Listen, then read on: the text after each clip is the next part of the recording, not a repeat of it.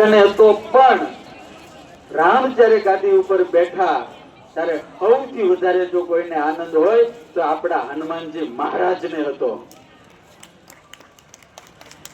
કારણ કે હનુમાનજી મહારાજ એક એવું પરમ તત્વ છે કે જેને રામ સિવાય કઈ ફાવે નહીં, અને રામને જો દુઃખ હોય તો એને ગમે નહીં.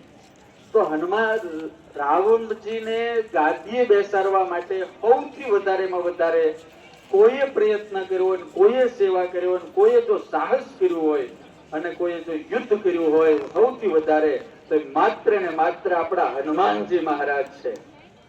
વાલા ભક્તો, આજે પ્રકાશ પર્વ જેને કહેવાય, દીપોત્સવ પર્વ જેને કહેવાય, આપણા આદિકાળથી ઋષિ મુનિઓએ રોજ ભગવાન પાસે દીવો કરવાનો એક આપણને નિયમ આપ્યો છે. દીવો શા માટે કરવાનો એનો એક ચોખ્ખો હિસાબ છે. તમે જો પરમાત્માની પાસે દીવો કરીને અજવાળું કરો તો તમારા ઘરની અંદર ભગવાન અખંડ અજવાળું રાખે. એટલે દાદાની પાસે ઘણા એવું કે સ્વામી તેલનો દીવો કરવો કે ઘીનો દીવો કરવો.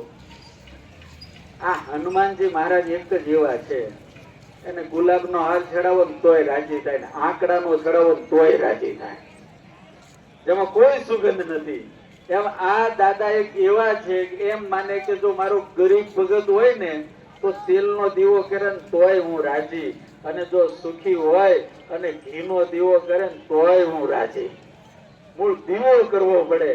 એટલે આપણે બધાએ આજે હજારો લોકોએ આમ તમે જોશો દાદાની ઠેઠ દરવાજા સુધી હજારોની સંખ્યામાં, લાખોની સંખ્યામાં દીવા પ્રગટાવ્યા છે. એટલે આપણે બધાએ અત્યારે સમૂહ આરતી હનુમાનજી મહારાજની કરવાની છે. અમે દાદાના ચરણોમાં પ્રાર્થના કરીએ, હે દાદા, અમારી પાસે જે શ્રદ્ધા, અમારી પાસે જે ભક્તિ, વિશ્વાસ, આસ્થા છે એને કરીને અહીંયા દીવો પ્રગટાવવાનો અમે પ્રયાસ કર્યો છે. હે હનુમાન દાદા, તમારા ચરણમાં અમે પ્રાર્થના કરીએ કે અમારા જીવનની અંદર પણ કાયમ ને કાયમ તમે અજવાળા રાખજો, અંધારું થવા જ નહીં દેતા. આજે આ જૂનું વર્ષ પૂરું થાય છે, આવતીકાલથી નવું વર્ષનો પ્રારંભ થાય છે. આપણે સૌ જાણીએ છીએ.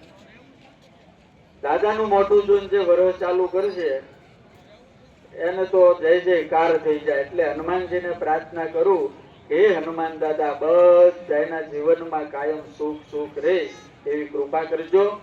આજ મુબારક, કાલ મુબારક, દરિયા જેટલું વહાલ મુબારક, મારા આપ સૌને ખુશહાલ મુબારક, આવતી સાલ મુબારક આપ સૌને. બોલો કષ્ટભંજન